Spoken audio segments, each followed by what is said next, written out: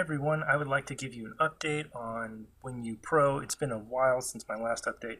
I've been working on a whole lot of stuff, game, this controller, I have a daughter now. But things overall going good. I'm getting a lot more time to work on WiinUPro, so I'm trying to wrap this project up before I start any other projects. So first of all, I'd just like to thank everyone who's donated so far. You guys have been a great help in keeping the site going, getting me more controllers that I can test with. Right now I'm banking for a Switch Pro controller so we can test that out as soon as that comes out and add it to the program hopefully. So I'm going to give all of you guys this preview build that I'm about to show you. So if you donated, you can check that in your inbox in the next couple days and you should see it. So let's go ahead and check this out. So let's start by connecting our Pro controller. I'm still using the Toshiba stack because I like it a lot better than the Windows interface. I think the Windows Bluetooth interface is just pretty much garbage. You have to remove the device every time you want to actually connect it. So before you shut down, you got to remove it, or you got to remove it the next time you're going to just add it again, and it takes a long time just to even find and connect the device. So I got frustrated with it and reinstalled the Toshiba stack. All right, so let's open up the WiinUPro preview program here. WiinUPro preview.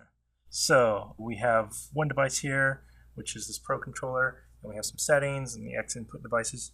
Just to let you know, this whole user interface is still a work in progress. I'm pretty much just working on functional stuff. I'm adding some UI ideas in here to see how they kind of work out. I'm looking forward to your guys' feedback to see what'll change and all that. I know for sure like this right here will change, at least in the way of looks. It actually might live kind of nice here. I'll get into that in a minute. Let's first look at these settings. I plan to implement an auto start and a start minimize features similar as you've seen in WinUSoft. The use exclusive mode is, as some of you know, usually used for games like Dark Souls, where if you have the Pro controller hooked up and you're using it as an Xbox 360 controller, that sometimes it'll see the Pro controller first and it'll go try and use that mapping, and which pretty much doesn't work. So in order to bypass that, we have to tell Windows that, hey, only WiinUPro can use this controller, don't let anything else access it, basically. So that's a checkbox there because it works in some versions of Windows and it doesn't in others. For example, it should work in Windows 7. In Windows 10, it depends on what build you have. When the Windows Insider preview builds are still going out, that worked fine towards the end. When they made the release build, it stopped working. They did an update later and it started working again, and then the next update it killed it. So with the latest update right now, it won't work, but there is some version that will work. That's why it's a checkbox, and that's why by default it's left off. We have used Toshiba mode, so if you're using Toshiba stack, you probably just want to check that. It just changes a little bit how it speaks to it. It's unchecked by default because a lot of people have shown interest in just using the Windows stack, because installing the Toshiba stack can be a hassle, sometimes impossible if you're trying to do it on built-in Bluetooth. Thankfully I have a dongle, so it was pretty simple. So let's go ahead and get into the meat and potatoes of this. So we have our Pro controller. We're just going to hit the connect button. Notice that it still says not connected because that's just a placeholder, and like I said, this UI is not done at all. Right now it's only going to be for Pro controllers. I don't know what's going to happen if you try to hook up a Wiimote. Definitely won't work, but I don't know if it'll show up here or not, or I haven't tested that. Again, this is just going for functionality first, so get the features of the program ironed out, and then I'll go back and I'll add other little things that make the program actually easier to use. All right, so here we have our screens for setting up for assigning inputs and all that. So we have our Pro controller. As you can see here, you can press some buttons and make some things light up. Ooh, fancy. I just thought this might be a nice representation of how to hook it up, as opposed to in WinUSoft, where you can just click on a button and you can see what the mapping is on the 360 controller. Since WiinUPro has so many more assignment options, that simple layout won't work with this. Also, you can click on the LEDs and change them if you want. Really, that's just for fun. So let's go ahead and check out what the assignment is. I'm going to double click the A button, and up we have this inputs window. And you can see we have the full keyboard here. You just click on an assignment if you want that one. You can click on as many as you want. So you can have them all hit down at the same time. You can use a turbo and adjust the turbo rate. Eventually there'll be values here to be shown. There's also a new thing called inverse input. Whenever you're not pressing the button, this input is applied. I don't know when that might be useful, but I decided to add it in there anyway, just in case anyone has any use for it. We have our mouse assignments with each direction for mouse movement speed, which can of course be changed. Your mouse buttons, left, middle, and right, turbo, inverse input, since it's just a normal button. And then we also have scroll now. We can do a scroll up, scroll down, continuous, as in the scroll keeps getting applied rather than every time you press the button down it's applied once. Adjusting the scroll rate. And again, this UI is just temporary. It's all functional. It's not pretty. Then we have our Xbox 360 controller where we can select our inputs here as they highlight. Same thing for all those. That's how the directionals are. I'll probably still add the little highlight boxes like they were when you soft to make it a little more visible. And again, for the buttons, you have turbo, inverse input, turbo rate. We also have a drop down here to say what controller you want to be controlling. They do have to be connected, but you can assign them even if they're not. Right now, I'm only allowing for one device at a time, so you can't have like A and B to press all the face buttons at the same time. But I will look into that feature a little bit later. This is just the simplest way, so that's where I went for now. I'm not sure if there's really an application for controlling two different controllers with one controller at the same time, but if you guys think so, then let me know. There's absolutely nothing in Joystick right now. This will eventually be the VJoy that WiinUPro originally uses, the beta program. So you'll be able to set up buttons and accesses for direct input options through VJoy. And then we have shift states again. This is again a WiinUPro feature. Anyone who's used the beta should be familiar with. We have two options. We have the hold, where if I hold down a button, it'll switch the input mode to whatever this is. So say if I'm playing and I have these all assigned to keyboard keys, and then I hold, say, the L button, it'll change the assignment of these keys to whatever I map. So that's a good way to get more buttons available out of just the limited amount of buttons you have. And then there's also a toggle where you can toggle through whichever assignments. If you just want to toggle through two of them and switch back and forth so you don't have to toggle through all four, you can do that. That's also helpful. So let me just accept this and open up, say, Notepad. And then so if I hit A, or hold A rather, because I have turbo on, I hit all those keys at the same time. And I also added ability to right click here. You get the assign, copy, paste, and clear, so you can copy one assignment to another. And as you can see, they're all there. You can also just clear out the assignments and they go away. There's a clear button over here too. And for the joysticks, this is how you assign each direction individually. You can also do the stick press right here. And then you have these quick assignments where if I want to say, let's just assign everything to the mouse, it assigns everything to the mouse. Or if you want to assign everything to the WASD or arrows, I thought these were the most useful. If you guys have any more ideas for quick assignments, please let me know. Alright, so here's the calibration window. So this is a bit different than what it was in the WiinUPro beta. So let's check it out. We have this black line around the edge, which is the output maximum. So when the green circle, which is what our output we're emulating is, touches the black circle, that means it's at 100% in that direction. So if I move this over, you can see the green circle is way outside the black, negative 124%. You can see it's just barely out on the other side, which is 96% in the x-axis. This red dot is your raw input. So as I move this, it shows you exactly what the output of the joystick is without any modifications. This gray circle is the dead zone. So as you can see, if I stay the red raw output inside that dead zone, the green circle does not move at all. I've also added anti-dead zone, which is this blue circle. I'll talk about that once I get through all the rest of this. So let's start with the center, because that's the most logical place to start at first. That's why it's on top. So as you can see, my little red dot here is way off center. So I can adjust the X value in a direction.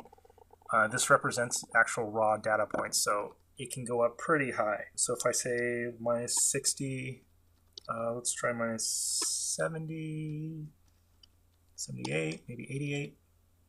You can see it's a little more center there, probably a little higher than that. And then you can do the same with the Y value. You can say minus 10, probably minus 60, maybe 64 or so. So you can get that a little closer to the center. The next part you might want to do is the dead zone or the limits. So let's go with limits next. If I go all the way up on my joystick, you can see it goes outside of that circle. If I want to bring it closer back, I can increase this value. And there, that's down one. We got 100% here. The red touches the top of that. The output simulates touching just the black part of that. You can leave it over 100% if you want. One reason why you might want to adjust it is if it's more drastic, say like in the left axis part where you have 120%.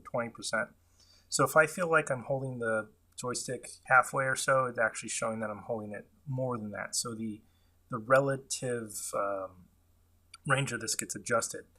It gets mapped out, if that makes sense. So let's increase this. So as I increase it, you can see the green dot goes closer to that black line. Now it's just a little bit past it. So if I ease up on this slowly, you can see that the green circle goes from center to this black area in the same amount of time it takes to go the red from the center all the way to the outside. So it gives you accurate mapping. So if let's just adjust the rest of these, and then this one is just a little under.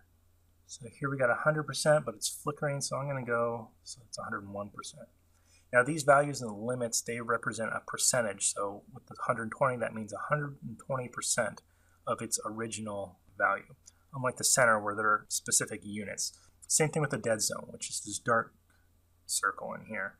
So these, just like the limits, are also individually changeable. And I made them individually changeable because not all of this is symmetrical. As you saw, when we went all the way right, that's way less of an issue than when we went all the way left.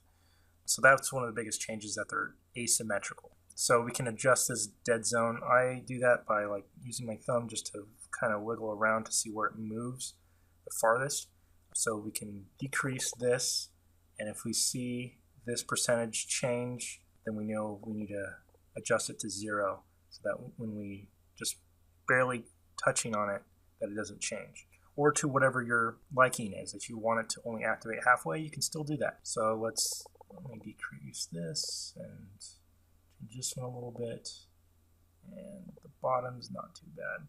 All right, there. That's my new dead zone. Now, the anti-dead zone. This was actually something kind of new for me. I've never had to use it before.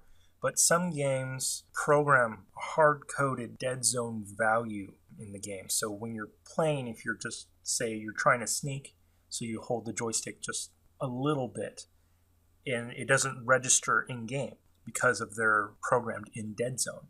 This is to counter that. So the way it works, if I say 12% here, we got this blue circle to show where the anti-dead zone is, and it will make this the new minimum. So when you're outputting, instead of it being 1%, it'll go to 12, or it starts at 12 rather. So if I go just outside the gray dead zone, you can see the green circle is pushed to that minimum value. And again, it maps it between the black and the blue now.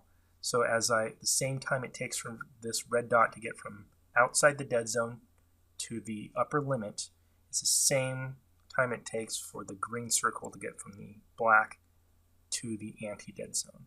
So if I just keep this above the dead zone we set, and when I increase the anti-dead zone, you can see this green circle gets pushed there.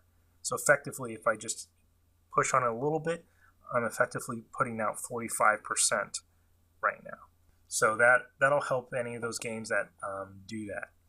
I also added the ability to save and load these calibrations. This isn't really the place where I want to do it, because then you'd have to save and load every time. But for this, for your use of evaluation on this, that's just where I added it, so you have access to it, so you don't have to set those calibrations over again every time. So for the right stick, I'm just going to load that calibration. And there you go. It gets reset. Or it gets loaded again. And just hit accept to apply it.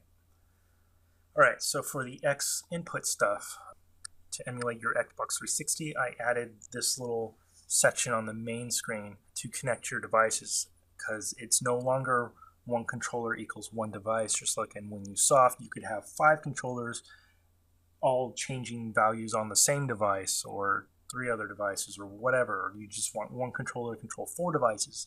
You can do that. So you just click add and it'll connect the controller. You can click add again to connect another one. You remove them one at a time, whatever.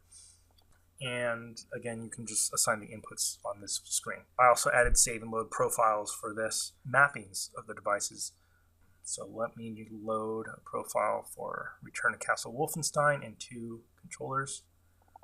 Again, the home button has this shift. I think there's one bug in this version of this where the even if you save a shift assignment, it won't get applied when you load it. So if I use the shift, you can see the LEDs cycle through to tell me which shift state I'm on. So let's check that out. I have this map so that the analog stick is the mouse, and some other mappings to make it all Castle Wolfenstein friendly, since that is one game that doesn't use Xbox or XInput support because it's a little bit older. Alright, Castle Wolfenstein. Let's use our controller.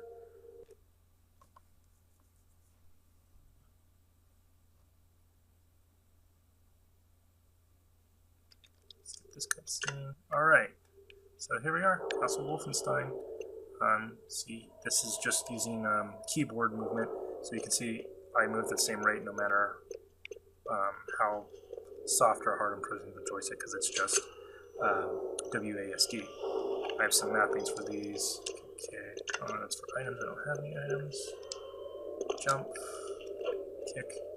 For this profile, I also have it so the shift assignment gives me Xbox 360 controls. So let's test that in a game. Braid, which I recently got, which is a really nice puzzle game. It's actually making me want to get the Witness to see how that also plays. So let's move it here so you can see the controller movements. Here we are in Braid. Jumping works. Go inside. And then rewind. Working good. You can check out in the settings, the analog stick, and you can test it. Works great. So, yeah. Looking forward to playing that game with this. This profile supports 2 Xbox controllers, so I can add another one here, and then I can use the home button to toggle between the shift states to go from the keyboard to Xbox device A and device B. I'm not sure why you might want to do that unless you want to play the co-op mode of Portal 2 by yourself, which you can do that if you want the extra challenge, or maybe you haven't had a chance to experience the co-op mode and you just want to see how it works. Or maybe you don't have any friends who are willing to play the game with you or have the game. And that's everything I have for my update on WiinUPro. If you're a donator, check your inbox, because I will be sending this to you for your evaluation. If you have any feedback or questions, you can comment below. And if you're watching this, chances are you're a fan of PC games. So might I suggest checking out Lazy Game Reviews on YouTube. There's reviews of old games, new games, obscure games, ridiculous games. I find myself watching these videos a lot recently, and it's even introduced me to some old games I've never played before. I find the content entertaining, so I thought you guys might enjoy that too, so you can check that out if you'd like. I have also completed my first personal indie game that will be coming out on Wii U. And yes, I know, according to the internet, the Wii U's dead, but I still enjoy mine. So that game will be coming out January 19th, 1 week after the Nintendo Switch announcement. So if you're a fan of puzzle games, you might want to check it out. It's called Mega Maze. It's not like your typical maze, like where you're running through a Windows screensaver just trying to find your way to the exit. It has some additional elements in there that you guys might enjoy. It does look simple graphically, but there is a gameplay-driven reason behind that. So check out the trailer, see if you're interested, maybe consider picking it up. I am working on getting it available on other platforms as well. Finally, I'd just like to thank everyone for watching. I hope you're getting some good use out of these programs, and enjoy.